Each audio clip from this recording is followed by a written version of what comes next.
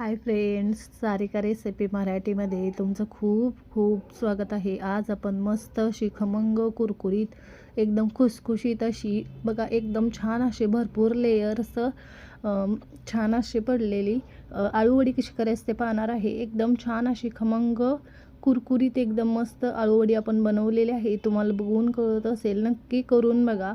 या पद्धतीने तुमची पण छान होईल चवीला खमंग कुरकुरीत. तर चला वेळ न घालवता व्हिडिओला सुरुवात करू. इथे बघू शकताय, सर्वप्रथम मी तवा गरम करायला ठेवलेला आहे. त्यामध्ये मी इथे मिरची भाजून घेणार आहे. तुम्ही चपातीच्या नंतर किंवा भाकरीनंतर असा तवा गरम असतो त्यावरच तुम्ही अशा मिरच्या भाजून घेऊ शकता. गरम तव्यावर छान अशा भाजल्या जातात. आणि इथे बघा, थोड्याशा भाजल्यानंतर त्यामध्ये थोडंसं तेल घालून भाजायचे. हे बघा, थोडेसे डाग पडलेले आहेत. इथे मी 2 चमचे तेल घातलेलं आहे आणि चांगल्या मी इथे खमंग भाजून घेणार आहे हिरवी मिरची. इथे बघू शकता, आपण ठेचा बनवून घेणार आहे सुरुवातीला, त्यामुळे छान अशी मिरची भाजून घेतलेली आहे. त्यामध्येच मी इथे 15 ते 20 लसणाच्या पाकळ्या घातलेल्या आहेत. अर्धा चमचे जिरे घातलेले आहेत आणि हे पण खमंग यासोबत मी 2 मिनटं परतून घेते. हे बघा, लसूण आणि जिरे पण छान असे मी खमंग भाजून घेतलेले आहेत. आता हे मी प्लेटमध्ये काढून थंड करून घेते.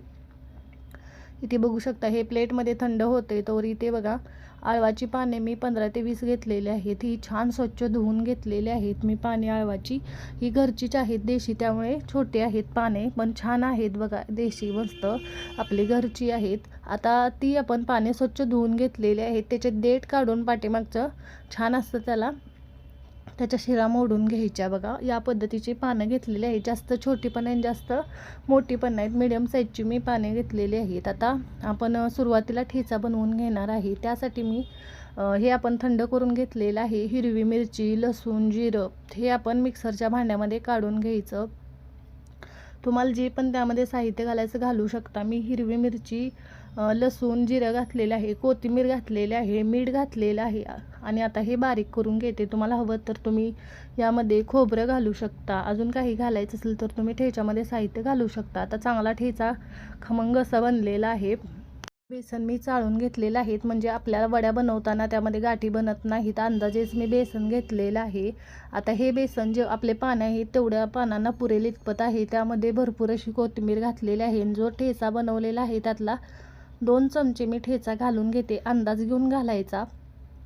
जर कमी तिखट असेल तर नंतर आपण घालू शकतो. त्यामध्ये 2च चमचे मी घातलेलं आहे. आता हे सगळं मी मिक्स करून घेते आणि नंतर त्यामध्ये मीठ घालते, हळद घालते थोडीशी, अर्धा चमचा, आणि मिक्स करून पाणी घालून थोडंसं बॅटर बनवून नंतर मी मीठ घालून घेते यामध्ये. हे बघा, सगळं मी व्यवस्थित असं मिक्स करून घेतलेलं आहे. आणि लसूण पण भरपूर असा मी 10 ते 15 लसणाच्या पाकळ्या कुटून घेतलेल्या आहेत यामध्ये घातलेलं आहे. आणि यामध्ये चवीनुसार मी मीठ पण घालून घेते. आणि हे छान असं बॅटर बनवून घ्यायचं. जसं आपल्याला जास्त घट्ट पण नाही करायचं आणि जास्त पातळ पण नाही करायचं. पानाला व्यवस्थित लावता येईल असं आपण बॅटर बनवून घ्यायचं आहे. इथे बघू शकताय, थोडं थोडं पाणी घालत मी बॅटर बनवून घेतलेलं आहे. अजून थोडं पाणी घालून छान असं पातळ थोडंसं हलकंसं करून घेते. जास्त पातळ नाही, जास्त घट्ट नाही, या पद्धतीने बॅटर बनवून घ्यायचं आहे. आता इथे मी पानांना लावून घेणार आहे. छान बॅटर आपलं तयार झालेलं आहे, बघू शकताय. सगळ्यात शेवटी मी थोडासा ओवा पण घालून घेतलेला आहे. छान टेस्ट लागते, ओवा जरूर घाला. बघा, मी मिक्स करून घेतलेलं आहे. पानं पण आपण धुवून घेतलेले आहेत. मी त्याचे देठ काढून छान अशा शिऱ्या मी मोडून घेतलेल्या आहेत. मोदक पत्राच्या चाळणीमध्ये आपण या वाफवण्यासाठी ठेवणार आहे. त्यासाठी मोदक पत्राच्या चाळणीला तेल लावून घेतलेलं आहे सगळीकडे. पानाला पीठ लावते तोपर्यंत पाणी पण गरम करायला ठेवायचं, म्हणजे पाणी आपलं छान असं उकळते. तोपर्यंत हे इकडे पीठ लावून घ्यायचं. छान असं बॅटर आपलं तयार झालेलं आहे, बघू शकताय. झटपट आपण हे लावून घेतलेलं आहे. पातळ लावायचं, कारण आपण याच्यावर अजून 3 ते 4 आपण पाणी ठेवून देणार आहे. तुम्हाला तुमच्या पद्धतीने तुम्ही तुमच्या आवडीनुसार पाणी ठेवा. मी 4 ठेवणार आहे. बघा, या पद्धतीने ठेवायचे. आता सरळ ठेवलं होतं, आता उलट्या पद्धतीने ठेवणार आहे. या पद्धतीने बघा, याला पण पातळ असं लावून घ्यायचं पीठ. छान लेयर्स पडतात बघा. जेवढे तुम्ही जास्त पाने तुम्ही यामध्ये वापराल तेवढे छान अशा लेयर्स पडतात आणि कट केल्यानंतर छान लागते आणि चवीला पण छान लागतात वड्या. बघा, मी आता 3 पानं ठेवली होती, आता 4थं ठेवते. तुमच्या आवडीनुसार तुम्ही ठेवू शकता, 3, 4 किंवा जास्त पण ठेवू शकता.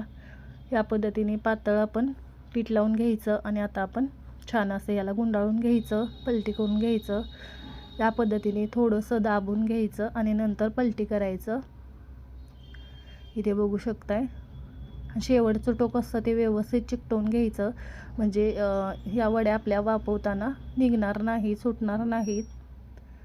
बघा इथे या पद्धतीने एक बनवून घेतलेलं आहे. त्याच पद्धतीने सगळं मी याला पीठ लावून घेतलेलं आहे. आता आपलं पाणी पण छान उकळलेलं आहे, त्यावर ठेवून घेऊया आणि 15 ते 20 मिनटं मीडियम फ्लेमवर छान वड्या आपल्या वाफवून घ्यायच्या. इथे बघू शकता मी यावर झाकण ठेवते. 15 ते 20 मिनटानंतर बघू शकताय छान असं हे शिजलेलं आहे, हाताला चिकटत नाही. आता मी खाली उतरून याला थंड करण्यासाठी ठेवते. हे छान असं थंड झाल्यानंतरच कट करून घ्यायचं. बघा छान असं हे शिजलेलं आहे. आता पूर्णपणे हे थंड झालेलं आहे, त्यानंतरच कट करायचं, म्हणजे व्यवस्थित आपल्याला वड्या कट करता येतात. हे पूर्ण थंड झालेलं आहे. आता त्याच्यानंतरच तुम्हाला जेवढ्या लहान मोठ्या वड्या तुम्हाला पाडायचं असेल तशा तुम्ही कट करून घ्या. मी जास्त लहान पण नाही, जास्त मोठ्या पण नाही, या पद्धतीने कट करून घेतलेले आहेत. मी आता तळून घेणार आहे. त्यासाठी कढईमध्ये तेल गरम करायला ठेवलेलं आहे. तेल छान मिडियम गरम झालेलं आहे. तेलामध्ये जेवढ्या बसतील तेवढ्या मी घालून एका साईडने चांगल्या खमंग कुरकुरीत तळून घेणार आहे. एका साईडने थोड्याशा तळल्या की पलटी करून दोन्ही साईडने खमंग कुरकुरीत अशा आपल्याला करून घ्यायच्या आहेत. इथे बघू शकताय जेवढ्या बसतील तेवढ्या मी घालून घेतलेल्या आहेत आणि चांगल्या मी या तळून घेणार आहे. इथे बघू शकताय या पद्धतीने मी घालून घेतलेले आहेत. बघा गॅसची फ्लेम मी मिडियम केलेली आहे आणि चांगल्या मी तळून घेते. खाली वर करत तळायच्या, म्हणजे छान दोन्ही साईडने तळल्या जातात. इथे बघू शकताय थोड्याशा मी पलटी करून दोन्ही साईडने तळून घेतलेल्या आहेत. या पद्धतीने दोन्ही साईडने मी खमंग कुरकुरीत अशा वड्या तळून घेतलेल्या आहेत. मी काढून घेते. कलर बघा किती मस्त आलेला आहे. लेयर्स बघा किती छान पडलेले आहेत आणि मस्त दिसत आहेत. बघू शकताय छान. आणि दुसऱ्या पण त्याच पद्धतीने मी घालून तळून घेते. बघा जेवढ्या तेलामध्ये बसतील तेवढ्या घालायच्या आणि तळून घ्यायच्या. इथे बघू शकताय त्याच पद्धतीने मी खमंग कुरकुरीत अशा वड्या तळून घेते.